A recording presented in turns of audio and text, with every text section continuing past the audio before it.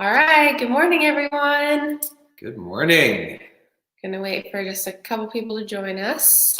Beautiful morning here in Southwest Florida. Man, I love Naples. Look at this, it's amazing out here. Okay, let's get started in a few minutes, you're... right? 1 minute, 30 seconds? Sure. What do you think? 30 seconds. No, you're having the camera there. Yeah, that's okay. Good. Okay, so if you're just joining us, please like and share this video. You can host a watch party on your page. All you have to do is hit the share button and you can host a watch party, or just post it to your page so all of your family and friends can join in with us. Can we see who's looking? Can we see who's watching? I don't know. Just to make sure it's not just our mothers.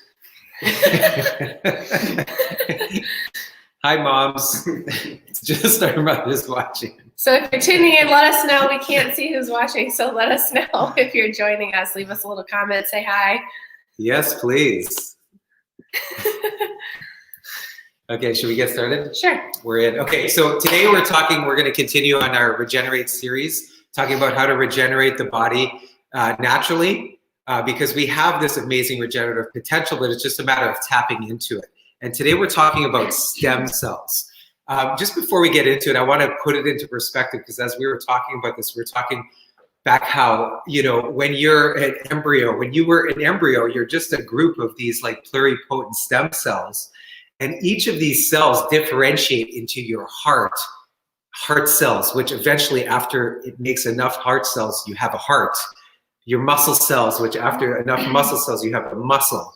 Your bone cells, and after you have enough osteoblasts and class, you have a bone.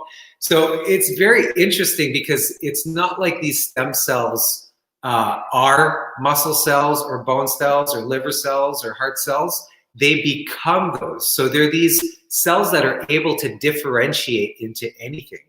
But even before that, that comes from when the sperm and the egg meet, right? And so if you go back and say, well, hey, your parents made you, and your mom's parents made her, and your dad's parents made him, and you go back all the way back eventually to, I don't know how long ago, but millions of years ago, when there were just two people who started this development, and it's through stem cells that we're all here. So the germline, everybody on the planet, the 7 point whatever billion people on the planet come from the same germline.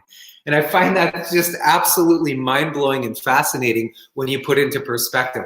But anyways, it's through these stem cells that we develop into human beings, what makes skin cells, and eye cells, eye cells. We have those as embryo and as young children.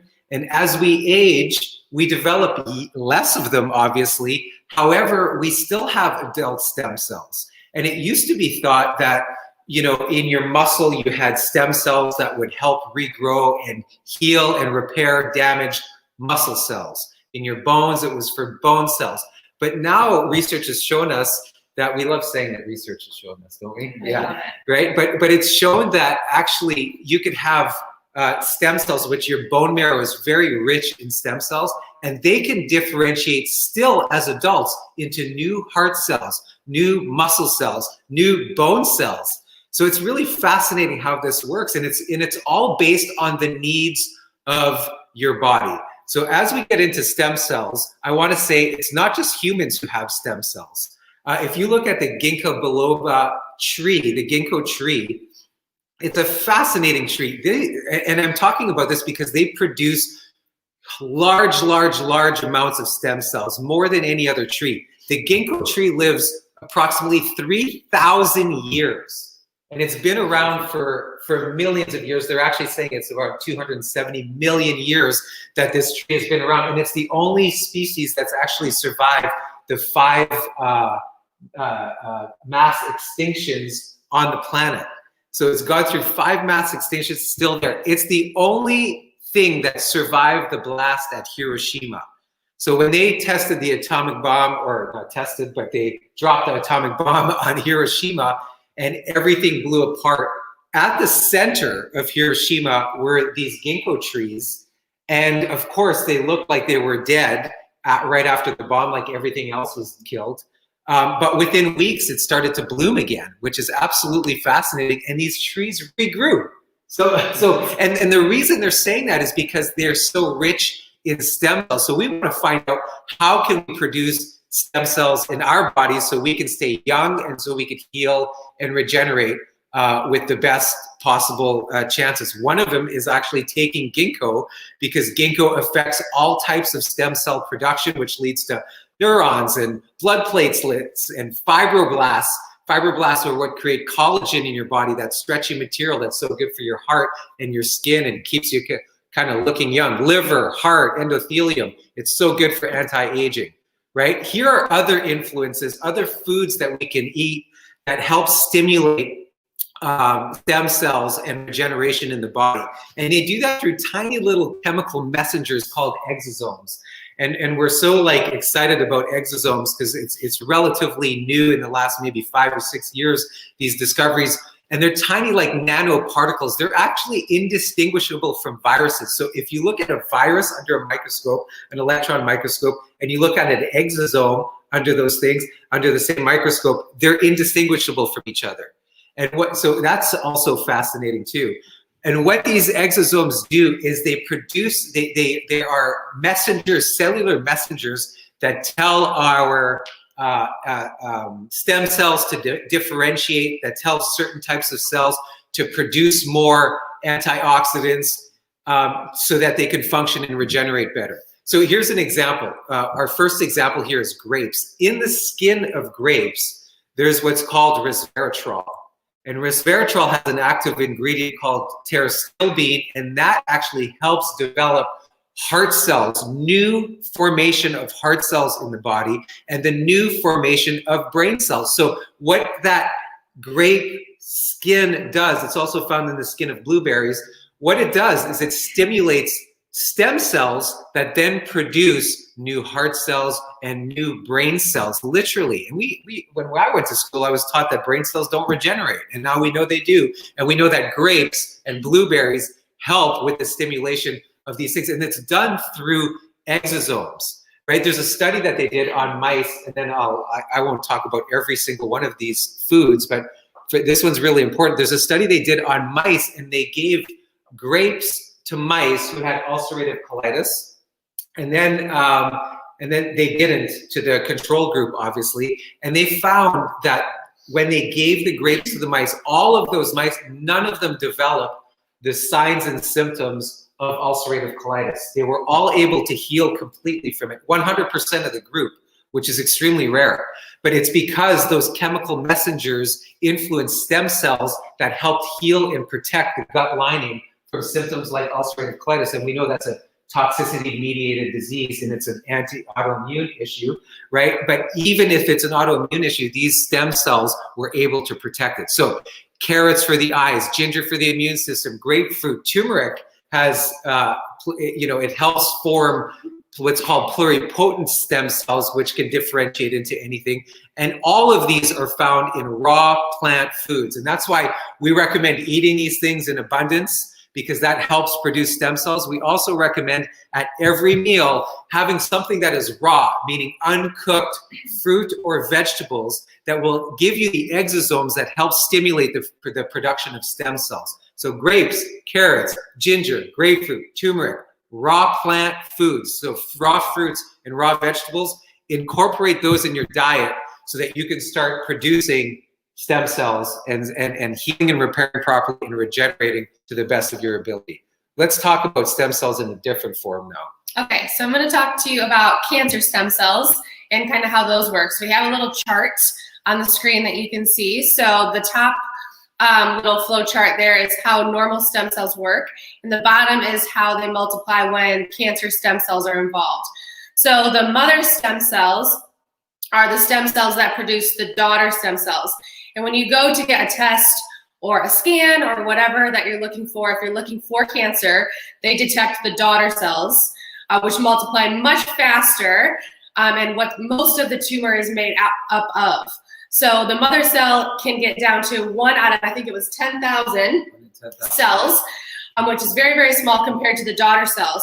So then when you, let's say you find out you have a tumor and you go to get the traditional treatment of chemo, radiation, anything like that, those treatments are targeting the daughter cells to kill those cells instead of the mother cells. So when you have those treatments, and let's say they kill all of the daughter cells, the mother cells still remain.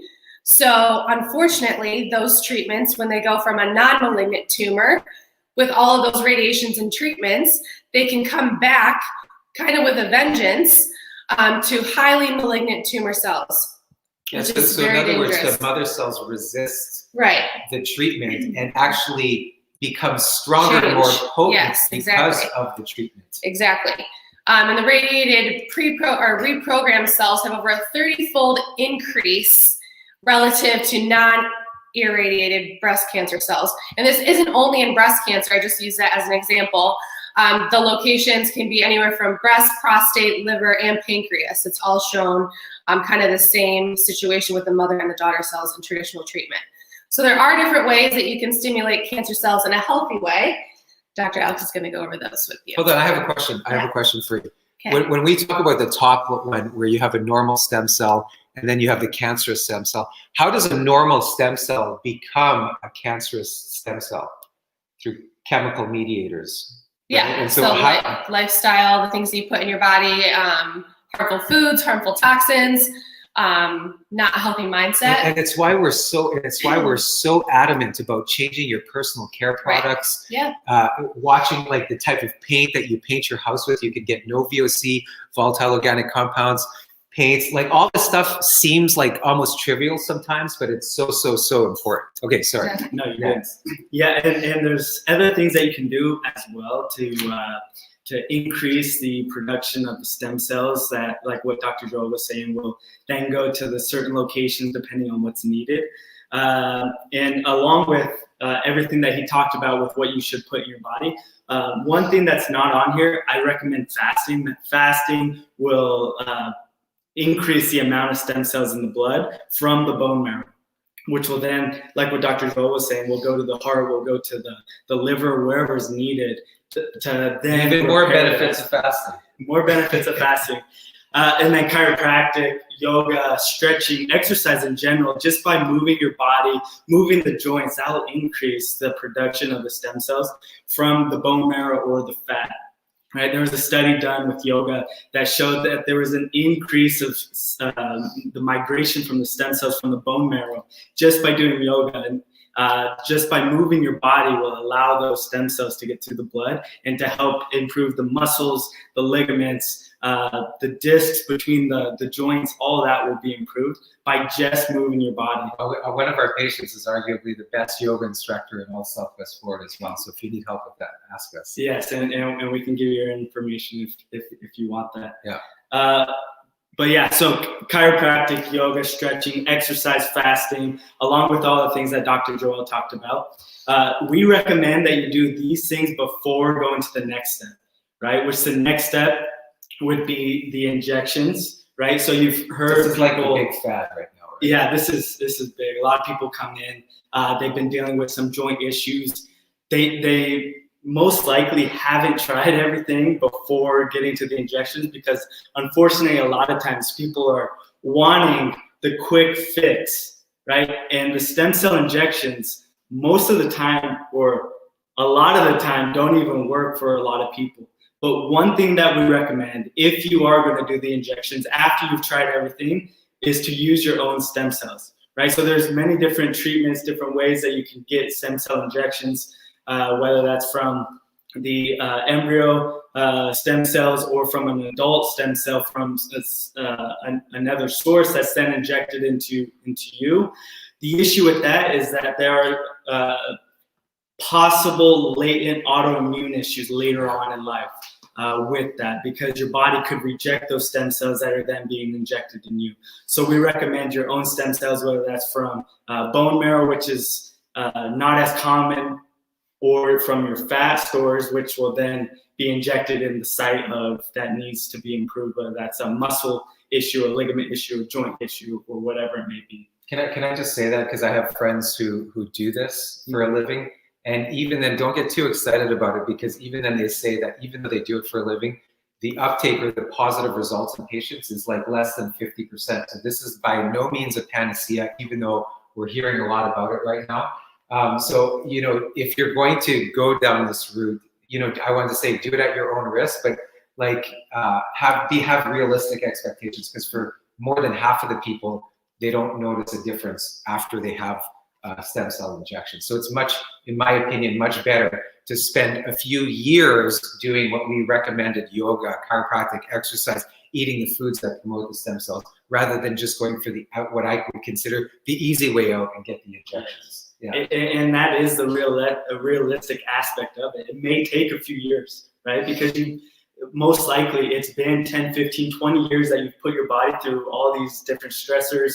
And now you have to take the time to reverse what you did, the damage that you did. You have to take the time to do that. And so just by eating healthy, like what Dr. Joe was saying, different things that you can put into your body, just by moving your body, exercise, chiropractic, all those things are more beneficial for you to put in the time and do that for a long-term correction.